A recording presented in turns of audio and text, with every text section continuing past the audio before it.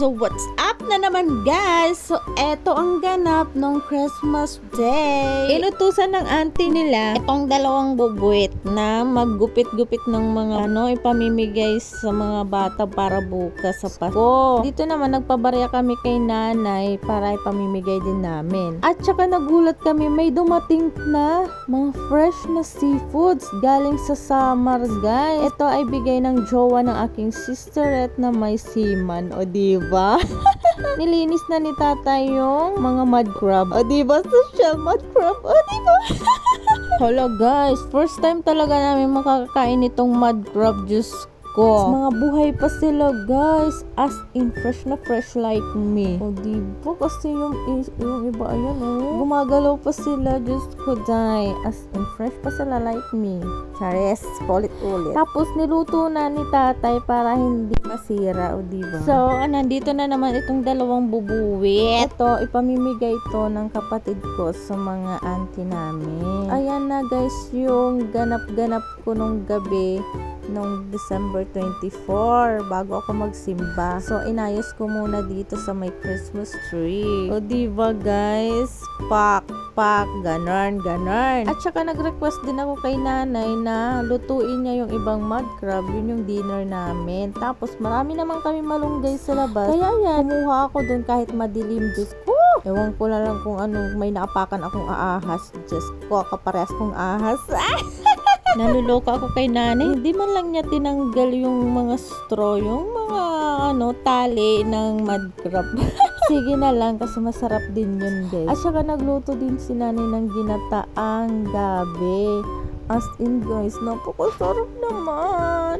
Yung mga bawal sa kanya ay niluto niya guys. O diba? At kinagabihan after ko magsimba, pinagawa ko si ate ng mango float, pamangkin ko. Tapos itong mga kapatid niya, ginugulo siya o nanghihingi ng biscuits. Gutom yata itong mga pamangkin ko, Diyos ko day. Masarap daw nila yung graham. Tapos dinidildil nila doon sa gatas. Ayun, tingnan nyo. Yan yung mga tira-tira. At saka, nung natulog na sila guys, ayan, tumiming na akong ibalot yung ibang gifts na hindi ko napabalot sa SM department store. Sayang kasi free lang yun Kaso hindi ko na nahabol guys. Ito na yung ganap ko nung gabi.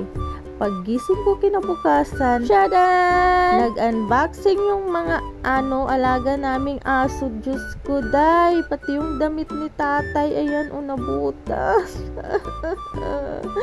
Buti na lang yung sapatos ni ate Kimberly, hindi nila naabot. OMG talaga. Na-surprise talaga ako guys, diba? At saka ayoko namang ma-stress dahil Pasko na ngayon. So, first time na naman namin makakakain nito lobster. Diyos ko day, as in sa talambuhay namin. Diyos ko. Hinugasan ko muna. At saka marami na yung nanghihingi dito sa labas ng mga bata. Sayang kasi umuulan. Kawawa naman yung mga bata. At namigay na din kami ng mga regalo namin. Yung kay Papa, cash lang muna for today's video.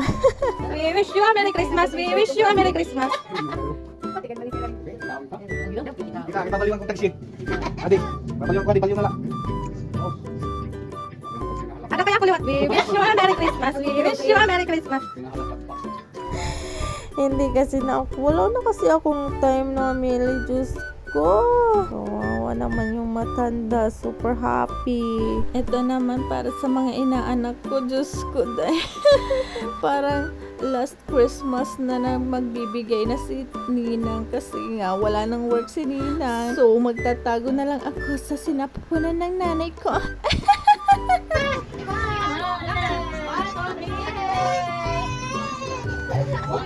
Nanggigigil na naman ako kay Gabino. Diyos ko dahil tingnan nyo ang kabuburit niya. Nagpalitan na sila ni Kevin. Si Kevin nakaupo lang dito sa sapatos ng ate niya. Diba si Kevin very good. Ayan yung isa buburit. Hay naku talaga. Ang dami mo ng pamangkin. Tapos ito dinagdagan ng dalawang burit.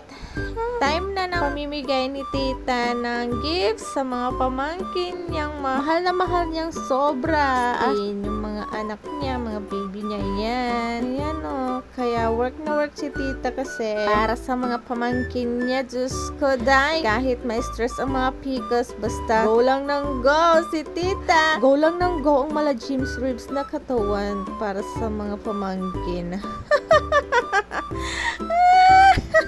Yung kahit walang-wala na talaga si tita pero makakahanap ng paraan para mayroong pamasko na maibigay sa mga pamangkin at mga inaanak at mga bata. Just Charis! Pepeng ko na ngayon si Jake Cyrus na sabi ni Queen Charisse. Diba? So, ganito na lang talaga ang purpose na mga halamang dagat ang pasayahin ang mga pamangkin. Praise the Lord Jesus Christ. Kaya I pray to the Lord na maraming blessings pa ang dumating para naman ito sa kanila, hindi naman ito para sa akin. Diyos ko, day. Hindi ko ito madadala sa hugay, guys. Kaya kung may pera, may mga ano kayo dyan, i-share nyo, guys. Kasi malaking blessing ito para sa kanila. Diyos ko, day. Merry Christmas! Merry Christmas! Merry Christmas! Go!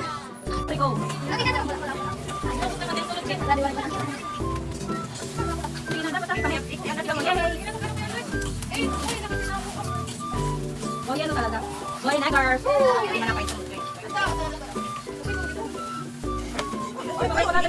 Para hindi ako nahihirapang bumili ng gifts para sa mga pamangkin ko. Same yung mga binibili ko, same na kulay, same na design, para hindi sila walang inggitan. Pero yung kay Andre, iba kasi wala ng size na malaki. Si ate, mataas kasi yung grades ni ate, kaya binilhan ko siya ng shoes. At saka si Kuya Kian naman, t-shirt kasi diba, mataas yung grades niya, para pang aesthetic daw na look yung sabi niya. Di ko naman alam yung mga ganang-ganyan. At natuwa ang kanilang lolo dodo na pulis. So, binigyan din sila ng cash. Oh, basta pipila lang sila, guys. Kaya, ayan, nagburit na naman tong gabi nung Diyos ko, day. Ilan pa siya namin? Hindi na kukuhan. Wala na no. Agising tulong. Ano mo sa papuli mo tro? Oh, ganyan sa maya. Ikaw pa pala ba? Maya ka pa. Hi, Anong kita eh?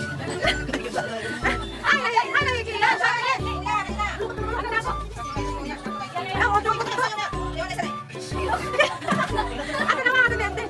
Dali. Ano yung chucho?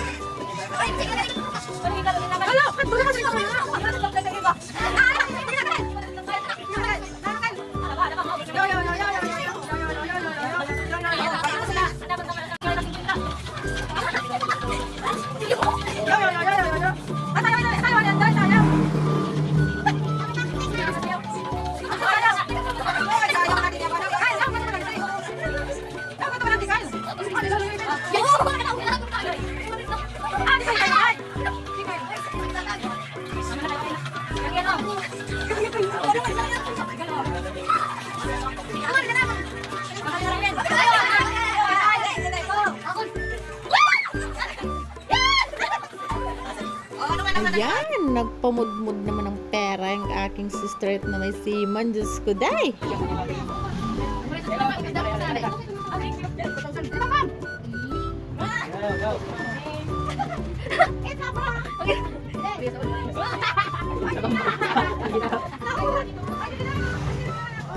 Kaya ko. Teka lang.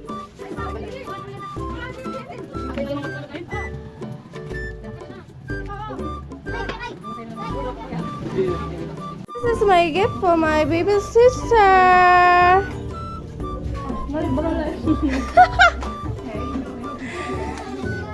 Di bagan ko timan. Ano niya? 34 B.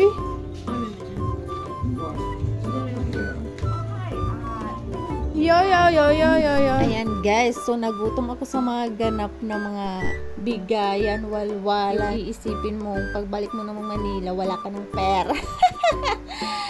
Diyos ko, Lord. Ito na lang po ang natira, guys.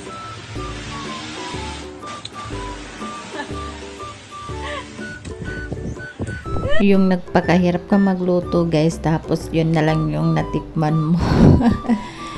Ayan na yung mga happy kiddos na mga pamangkin ni Tita. I love you all, Mama Chup Chup.